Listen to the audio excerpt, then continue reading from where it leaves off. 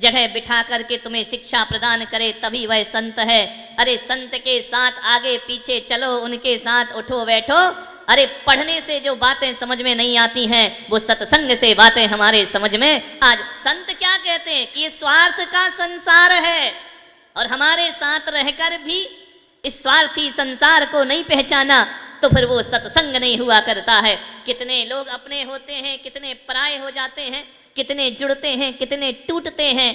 इन 15-20 सालों में इन लोगों ने सब कुछ देखा है और उसके बाद भी परमात्मा के प्रति आस्थाएं नहीं छोड़ी हैं। जीवन में उतार चढ़ाव आते रहते हैं, सब दिन होते ना एक समान। कभी अच्छे भी दिन होते हैं, कभी बुरे भी दिन होते हैं, लेकिन अच्छे और बुरे दिन तो समुद्र की लहर की तरह हैं, उठते हैं, बनते हैं और चले जाते हैं। इन अच्छे और बुरे दिनों के बीच भी जो परमात्मा की आस्थाओं को नहीं छोड़ा करते हैं, सच्चे भक्त जीवन में वही हुआ करते हैं। कहाँ छोड़ते हैं आस्थाओं को परमात्मा की?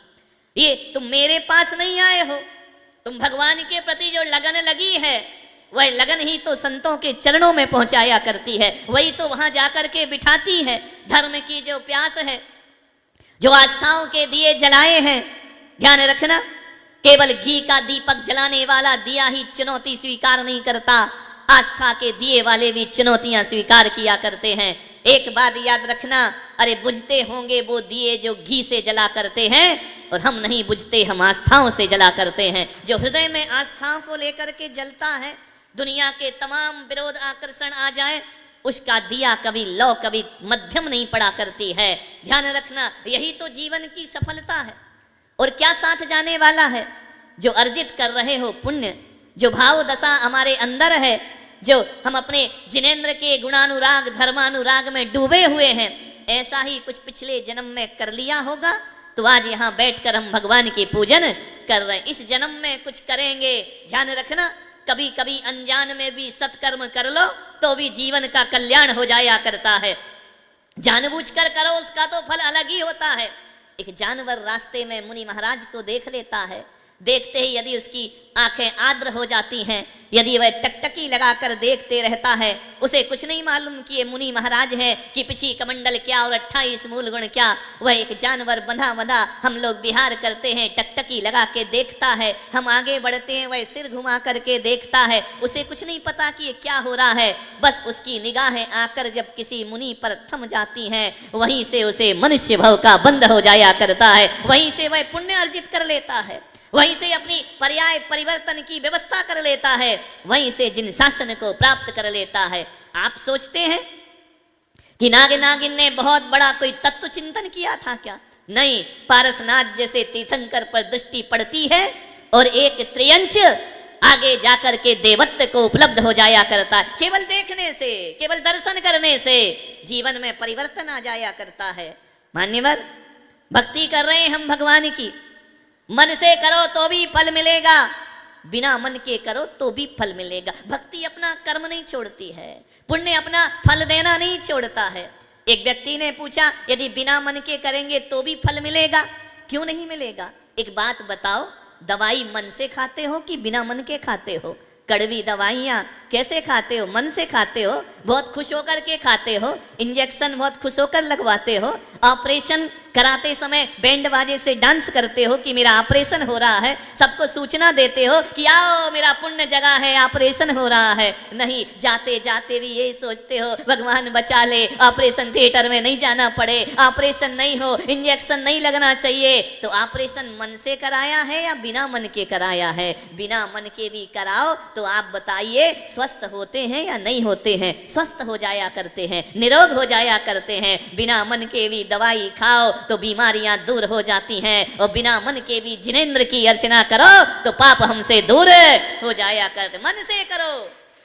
तुलसी अपने राम को रीज भजो या खीज, भूमि पड़ेंगे उपजेंगे उल्टे सीधे बीज। तुलसीदास ने कह दिया कि अपने राम को खींच के भजो या रीज के भजो, कोई फर्क नहीं पड़ता है। तू तो राम को भजता रहे, राम को भजता रहे। खींच करके भजेगा, जबरदस्ती भजेगा तो भी तेरा कल्याण होगा, रीझ करके भजेगा तो भी तेरा कल्याण होगा। बोले कैसे होगा कल्याण? बोले कभी देखा है कोई किसान जब किसी खेत में बीज डालता है ना, तो वो सीधे सीधे बीज डालता है या उल्टे सीधे डाल दिया करता है? वह बीज लेता है, फेंकते जाता है, फेंकते जाता है, भूमि पड़ेंगे, उपजेंगे। उल्टे सीधे बीज, ध्यान रखना, उल्टे सीधे बीज फेंकता है, फेंकते जाता है, लेकिन जब वो अंकुरित होते हैं, जब वो बीज फल फसल देने का प्रयास करते हैं, तो ध्यान रखना, जब उनके फल का समय आता है तो उल्टे बीज अपने आप सीधे हो जाया करते हैं, उन्हें सीधा करने की जरूरत नहीं पड़। वैसे ही अपने भगवान को रीझ के भजो या खींच के भजो, जब इस पुण्य का फल मिलेगा तो बिना मन वाले को भी मन के फल की प्राप्ति हो जाया करती है। विचार करिए, कोई आदमी जहर जानबूझ के पीता है क्या? बोलो। 2 गिलास रखे हैं, एक में जहर है दूध में भरा हुआ, एक में मीठा दूध है। किसी के घर बैठने गए, उसने ला करके दूध के 2 गिलास रख दिए, और आपको तो मालूम नहीं कि जहर किसमें है, इस गिलास में है या उस गिलास में है। एक बात बताओ, यदि आपने अनजान अवस्था में जहर पी लिया तो उसका फल प्राप्त होगा या नहीं होगा? नहीं। आप जहर से कहोगे हमने जानबूझ के थोड़ी पिया है, हमने तो अनजाने में पी लिया है, तुम हमें क्यों मार रहे हो? कुछ नहीं कह सकते हैं ना। अनजान में भी जहर पी लो तो भी असर होता है, और अनजान में परमात्मा का नाम ले लो तो भी कल्याण हो जाया करता है। ज्यादा दिमाग नहीं लगाओ, ये भक्ति का मार्ग है, ये पूजन का मार्ग है। यहाँ शास्त्रों की जरूरत नहीं पड़ा करती है, यहाँ बड़े बड़े तत्व ज्ञान की जरूरत नहीं पड़ती है। यहाँ तो भोले मन से, सरल हृदय से परमात्मा की भक्ति करना है, आनंद के साथ भक्ति करना है। ये कहा जा रहा है कि भगवान का नाम लेने से वह अपना फल जरूर दिखाया करता है, ऐसा नहीं है कि नहीं दिखाता है। कोरोना हुआ, कितने लोग ऊपर चले गए, कितने लोग दुनिया से विदा हो गए। सब हमारे पास फोन आते रहे, महाराज इनकी तबीयत खराब, उनकी तबीयत खराब, कोई इलाज बताओ। मैंने कहा भगवान का नाम लो, इससे बड़ा कोई इलाज नहीं हुआ करता है। ईश्वर का नाम लो, जिसने नाम लिया वो तर गए, जिसने नाम लिया वो अपने जीवन का कल्याण कर गए। जो चले गए, यदि भगवान का नाम लेकर भी मरे होंगे ना, तो ध्यान रखना, मैं विश्वास के साथ दिलाता हूं, अरे बच जाने वाला ही भगवान का नाम ले रहा है ऐसा नहीं है, मर जाने वाला भी भगवान का नाम ले रहा है। और यदि उसने मरते समय भी ईश्वर का नाम लिया तो ऐसे लोग मरकर भी अमर हो जाया करते हैं, उनका जीवन धन्य हो जाया करता है। ध्यान रखिए, विचार करना है आपको, ईश्वर का नाम लेते रहो, परमात्मा की भक्ति करते रहो। एक बहुत बड़े लेखक हुए जिनेंद्र कुमार जैन, जैन थे, लेकिन कभी उन्होंने अपनी जिंदगी में जिनेंद्र का नाम नहीं लिया। ना जाने माँ बाप ने क्या सोचकर जिनेंद्र नाम रख दिया, उसने तो अपना माथा कभी जिनेंद्र को झुकाया ही नहीं, वह तो उनके दर्शन को ही नहीं गया। लेकिन बहुत बड़े साहित्यकार हुए, बहुत बड़े राइटर हुए, कभी मंदिर नहीं गए।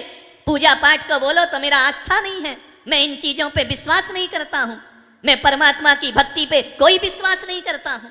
बड़ी स्थिति बिगड़ी, सबने समझाया। पिता बोलते कि बेटा तेरा नाम जैसा है उनको तो प्रणाम कर ले जाकर। बोले मैं प्रणाम नहीं करूंगा, मुझे कोई मतलब नहीं है, मैं तो अपने जीवन को अपने आनंद में जी रहा हूं। मालूम है, समय बीत गया, वक्त बीत गया, बीतता गया। एक बार जिनेंद्र कुमार को लकवा मार गया, पैरालिसिस हो गया उनको, उनका मुंह टेढ़ा हो गया, हाथ में लकवा लग गया, वह लिख नहीं सकते, वह कुछ बोल नहीं सकते। उन्हें अस्पताल में भर्ती कर दिया गया, बहुत बीमार हो गए, हृदयघात की शिकायत होने लगी। बोले अब इनका जीवन बचना मुश्किल है। पड़े हैं अस्पताल में एक बेड पर, लोग उन्हें देखने जाते, आंखों से 2 आंसू ढुलका देते, बोलते तो बनता ही नहीं था, बात करते तो बनता ही नहीं था, आंसू ढुलका देते, वह बताते कि मैं तुम्हें पहचान गया हूं, तुम मुझसे मिलने आए हो। लोग जाकर के सद्भावनाएं देते, शुभकामनाएं देते, ईश्वर से प्रार्थना करते। जिनेंद्र कुमार लेटे हैं, स्थिति बहुत नाजुक है, बचने का अब समय नहीं है। मालूम है, सबने कहा कि जिनेंद्र कुमार अपने जीवन को धन्य कर लो, नहीं करना है, मैं भगवान का नाम नहीं लूंगा। जब एक डॉक्टर जाकर कहता है कि हमारा साइंस अब फेल हो गया है, अब हम कुछ नहीं कर सकते हैं, अब तो कोई चमत्कार ही तुम्हें बचा सकता है, एक काम करो, साहित्यकार से कहा जिनेंद्र कुमार से, तुम जिस धर्म में पैदा हुए ना, उन भगवान का स्मरण करो, शायद वो तुम्हें बचा लें। जिनेंद्र कुमार सारी रात जागते हैं, 12 बजे रात को पूरे अस्पताल में सन्नाटा है, शहर में गाड़ियों की आवाज बंद हो गई। लेटे हुए हैं अपने पलंग पर, पहली बार उन्हें लगा कि अब जीवन जब खत्म ही हो रहा है तो क्यों ना मैं भगवान का नाम लेना स्वीकार करो। पहली बार उन्होंने कहा नमो अरिहंताणम, नमो सिद्धाणम, नमो आयरियाणम, नमो वज्जायाणम, नमो लोए। सब इतना तो कितना भी नास्तिक हो, जैन समाज में पैदा होने वाला बच्चा चाहे जिंदगी भर मंदिर ना जाए, रात्रि में भोजन ना छोड़े, आलू प्याज ना छोड़े, कुछ करे या ना करे, शास्त्रों का ज्ञान हो या ना हो, मंदिर जाए या ना जाए, उसे कुछ याद हो या ना हो, लेकिन जैन कुल में पैदा होने वाले को नमोकार मंत्र तो याद हो ही जाता है। उसने पहली बार जपा नमोकार मंत्र। सुबह डॉक्टर आए चेक करने ड्यूटी पर, उन्होंने नर्स को बुलाया कि ये बताओ इन्हें रात में तुमने कौन सा इंजेक्शन दिया है। नर्स बोली मैंने तो कोई इंजेक्शन नहीं दिया। कोई गोली दी है? मैंने तो कोई गोली नहीं दी, कोई दवाई नहीं दी। बोले दवाई नहीं दी, गोली नहीं दी। उन्होंने कहा तुरंत इनकी जांच करो। जांच हुई, जो कल तक सब मृत्यु के कगार पर थे, आज कहा कि नर्स तुम सही बताओ तुमने क्या किया है। बोले मैंने कुछ नहीं किया। जिनेंद्र कुमार बोले इसने कुछ नहीं किया डॉक्टर, करने वाला तो कोई और है जिसने मुझे फिर से जीवन प्रदान कर दिया है, जिंदगी प्रदान कर दी। इस नर्स ने कुछ नहीं किया है, ना इसने इंजेक्शन दिया ना गोलियां दी, और रात भर से मैंने कुछ लिया भी नहीं है। बस मेरी आंखों के सामने मेरे माता पिता के शब्द गूंजते रहे कि जैसा हमने तेरा नाम रखा है वैसा थोड़ा काम भी किया कर, हमारे नाम को बदनाम क्यों करता है। पहली बार मैंने जिनेंद्र नाम पाने के बाद जिनेंद्र भगवान का स्मरण किया है, और आज मुझे एहसास हो गया डॉक्टर कि जब सब दरवाजे बंद हो जाते हैं तब मेरे भगवान का दरवाजा खुला रहता, वहां पुण्य अर्जित किया जाएगा। जिनेंद्र कुमार जोर जोर से रोने लगे। डॉक्टर ने कहा कि अब क्यों रोते हो, अब तो तुम खतरे से बाहर हो, अब तो तुम्हें कोई दिक्कत नहीं है। जिनेंद्र कुमार ने डॉक्टर से कहा कि डॉक्टर मैं इसलिए रो रहा हूं, ठीक हो गया इसलिए नहीं रो रहा हूं, या मैं बीमार था इसलिए नहीं रो रहा हूं, मैं इसलिए रो रहा हूं कि जब एक रात भगवान का स्मरण करो तो ये चमत्कार होता है। अरे जिनेंद्र कुमार पागल, जिंदगी भर स्मरण करता तो नाम का नहीं काम का जिनेंद्र बन गया होता। तेरा जीवन कहां से कहां पहुंच, मैंने जो समय गंवाया है उसके लिए मेरे आंखों में अश्रु की धारा है। मैंने सारा जीवन अपने अहंकार के वशीभूत गर्व बर्बाद कर दिया, अपने अहम और अपने झूठे वहम के कारण मैंने जिनेंद्र भगवान की शरण छोड़ दी।